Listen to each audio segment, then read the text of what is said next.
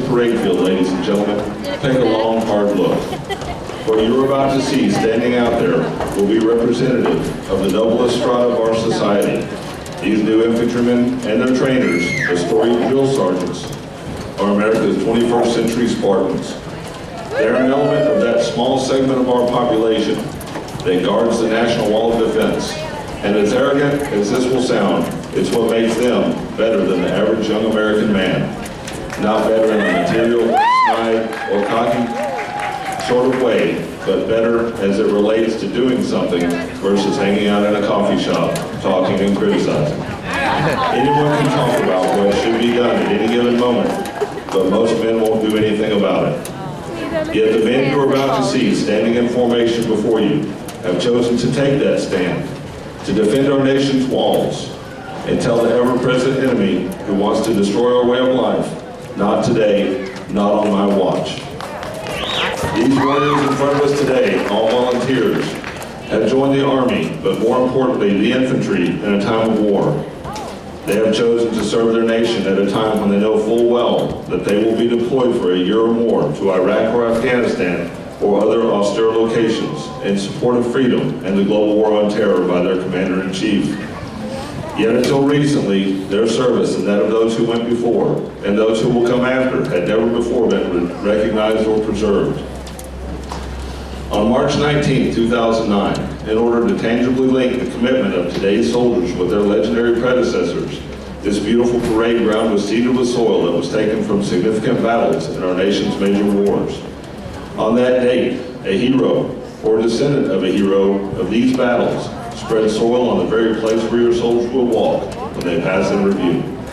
These battles include Yorktown, Antietam, Soissons, Normandy, Corregidor, Korea, LZ X-ray in Vietnam, Iraq, and Afghanistan. When these infantrymen march proudly past you in a few minutes, they will literally be walking on the ground fought and bled for by their forefathers of the Queen of Battle, America's infantry. Today's ceremony marks the culmination of months of long and arduous training, the results of which are the highly trained infantry soldiers who will soon stand before you, fit, aggressive, confident, and prepared to take their places in infantry units around the world. Like you sitting in the stands, we are proud of their accomplishments. Ladies and gentlemen, during the next few moments there will be loud noises and smoke from the use of pyrotechnics. Please focus your attention on the far side of the parade field. General Patton's World War II Company Street serves as a constant reminder of the time-honored traditions and values of what's been called America's greatest generation, those warriors who walked before us. In just a few moments, out from the past, will emerge our country's newest, greatest generation, the United States Army infantrymen.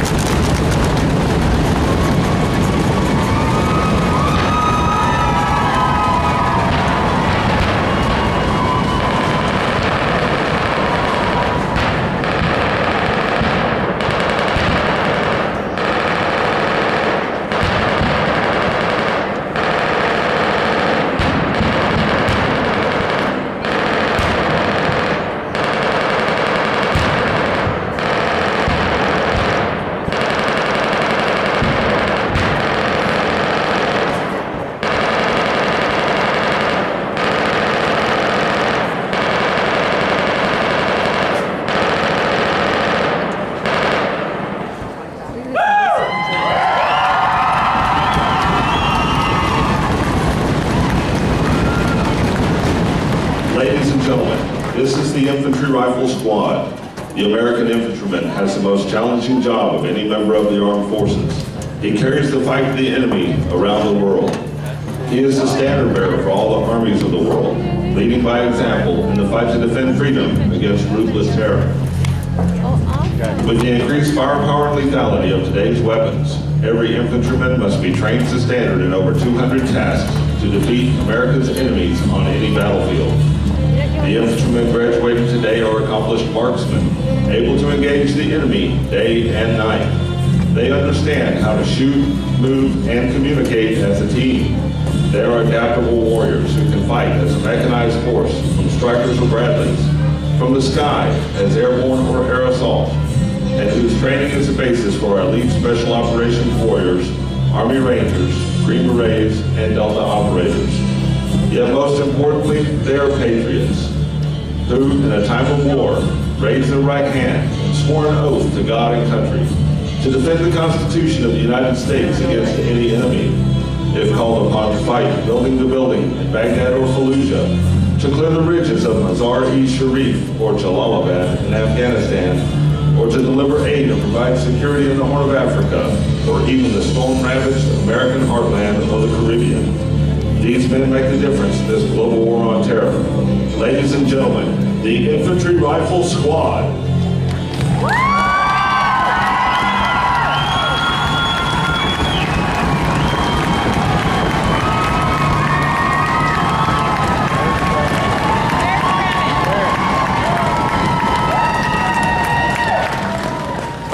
The squad standing before you are wearing the equipment they trained with and will carry into combat.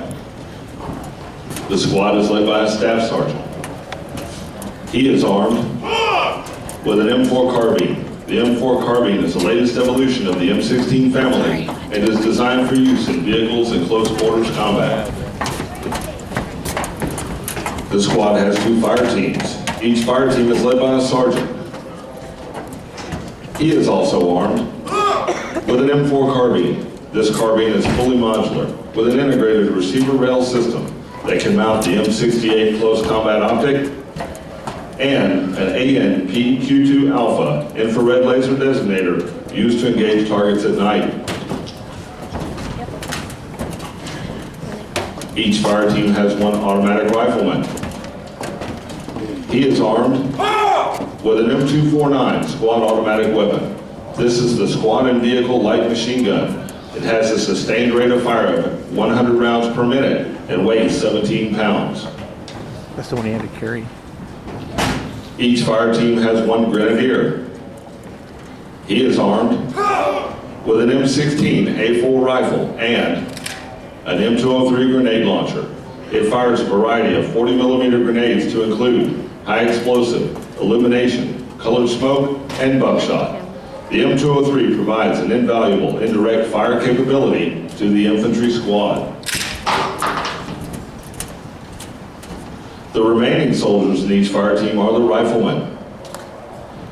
They are armed with an M4 carbine and the M136 AT4 anti-tank rocket launcher. The AT4 fires an 84mm shaped charge capable of defeating up to 14 inches of rolled homogeneous steel and breaching bunkers or masonry walls in urban structures.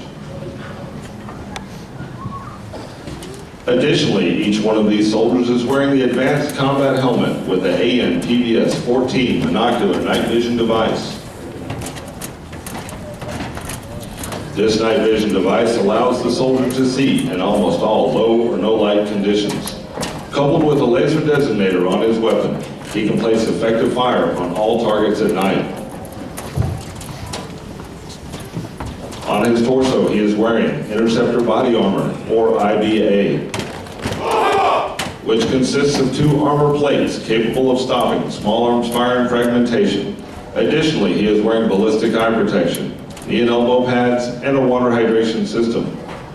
All members of today's infantry squads are from Alpha Company, 2nd Battalion, 19th Infantry Regiment, and Foxtrot Company, 1st Battalion, 19th Infantry Regiment.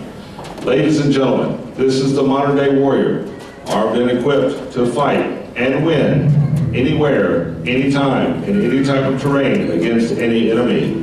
These infantrymen are trained and motivated to defend our country and preserve our way of life. Ladies and gentlemen, please join us in a round of applause for the United States Army Infantry Squad.